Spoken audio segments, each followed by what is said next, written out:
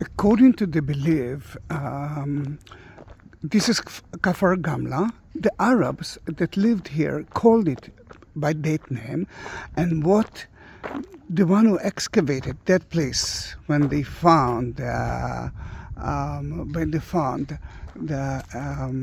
some part of the ancient church, maybe from the 5th century, they realized that maybe this is the village of Gamaliel, who is mentioned in the book of Acts, chapter 5, and I think chapter 22 as well. For example, St. Paul said that he was his teacher, and Gamaliel, Rabban Gamaliel, the elder, is until today the most important figure, not the most, of a very important figure in Judaism. For example, although the Christians here in the book of Acts actually say that he was for the Christians, the Jews believe that he was quite against the Christians. In his time there was a battle between Christianity and Judaism. Then when they excavated the church, they found beautiful mosaics. The church that you can see here was built as the same model as the church that as the 5th century in the beautiful Zahi monastery.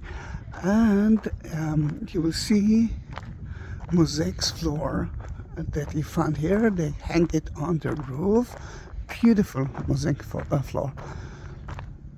What I want you to see is the statue of Protomarty, a very important Israeli sculpture that gives us the cross and the Protomartyr of St. Stephen that was stoned. Let me show you a little bit of the mosaics wall, mosaics floor that now it's in the floor. The church was built in 1930, and only then you will see that they started to design. No, feel free.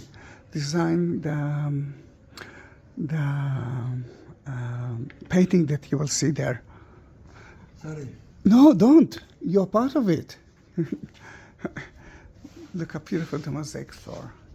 Then according to tradition, this is the house of Bet Gamla, and according to one of the evidence from the 5th century, we know that the priest that was here asked the bishop of Jerusalem to come to here because he had a vision, and in his vision he found Gamaliel told him, the tomb of St. Stephen is here, the tomb of Gamaliel is here, because Gamaliel took the body of St. Stephen from Jerusalem and buried him at his place, because as a Jew you must bury the Jew, and as you remember, the Protomartyr was stoned by the Jews in Jerusalem. The detention that there was so difficult. Then the bishop came, they found the tombs, they took the bones of St. Stephen to Jerusalem, they put it at the Dormition Church of today, Agiat Zion, and then later on they built a church that still exists. Actually, there are two churches. Now, the idea is that the entrance will be from here, but they added that part, and in between there is the crypt and the tomb of St. Stephen is there. You will see that inside the church, every inch is covered with paintings. This is part of the Salesian system to love, to teach, and to show everyone everything. And guys, Merry Christmas! Merry Christmas!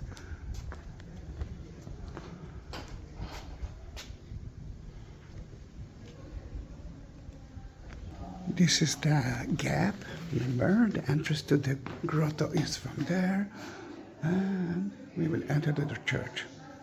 And look at that, it's such a beautiful place. Although it's so colorful and there's so many things here, it's so calm, isn't it?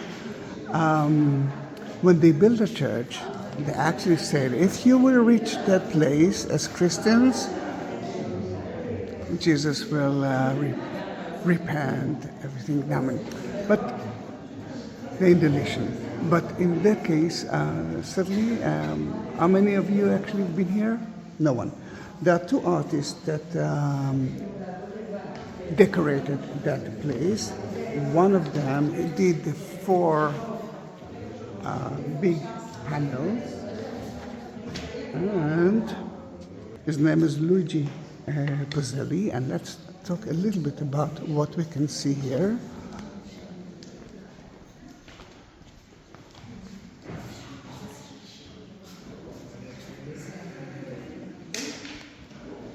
It starts here. Remember, St. Stephen, the Protomarty, was one of the 7 diacons, and you can see here at the temple, you can see the 7 diacons, but this is St. Stephen itself, and the disciples next to him.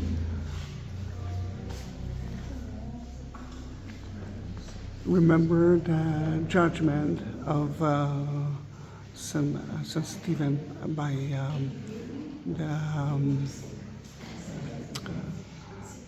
the Sanhedrin is right there, and that's where they stoned him. St. Paul is here as well.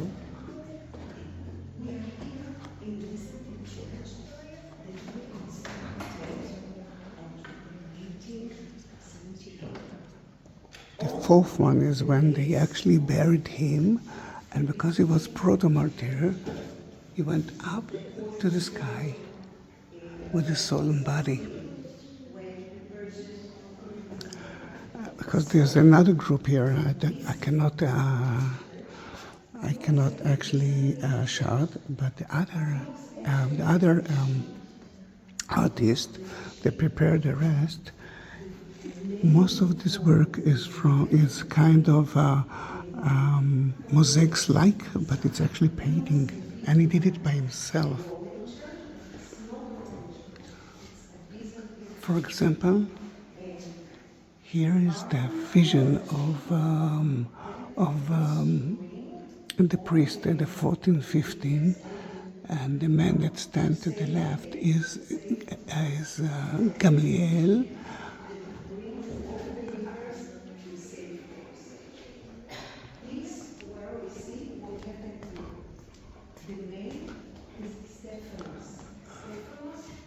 Here are the Yohanan and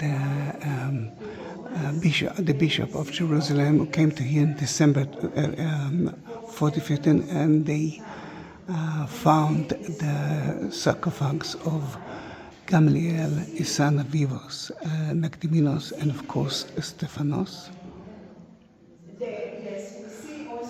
This is St. Stephen himself, and he's buried. I mean, the tomb was right there, but sadly we cannot enter to it.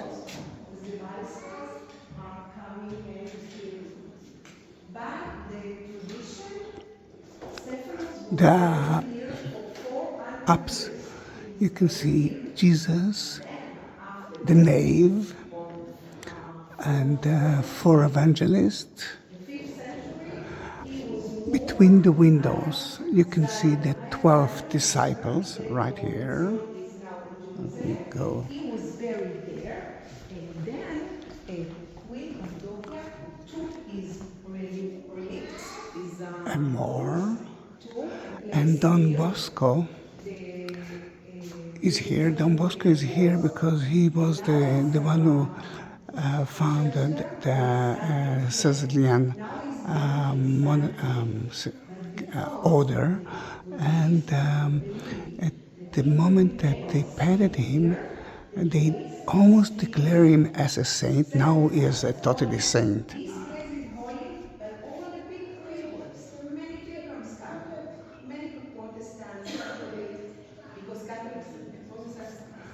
I hope that you heard me, because I didn't want to disturb step the lady, the tour guide. And she's working and I'm not. So we see here all the stories from the life of Stephanos and Rabbi Gamaliel. Then that was a short tour. I hope that you could hear what I said inside the church.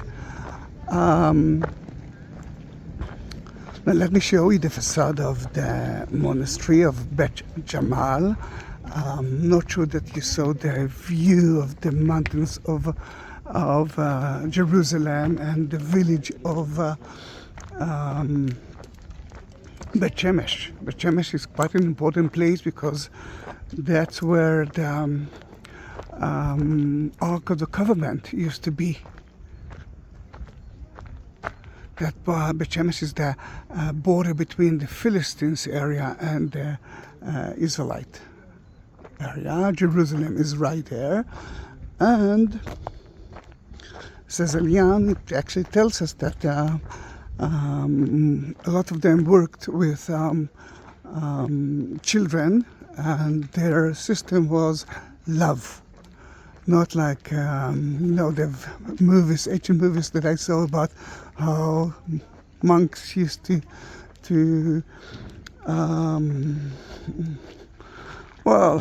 used to force the children to study. Here it was all about love. They choose children, orphan children, or poor families that brought their children to here.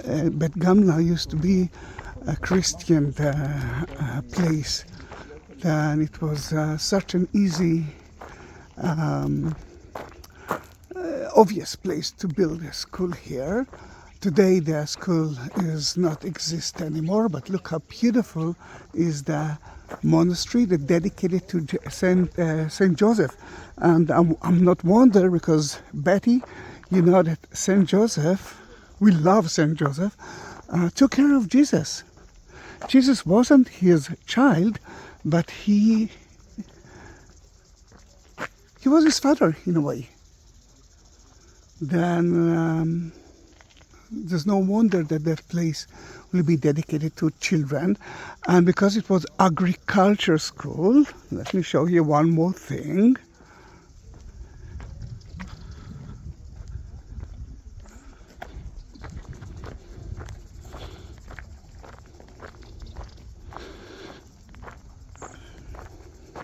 Do you know what it is?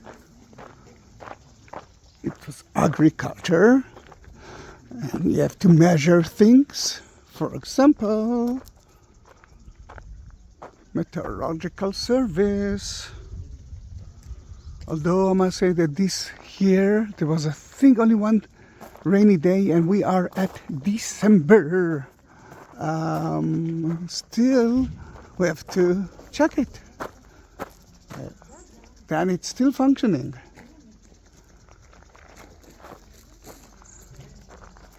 Let me show you the entrance of Beit Jamal. How many of you actually have been here? No one.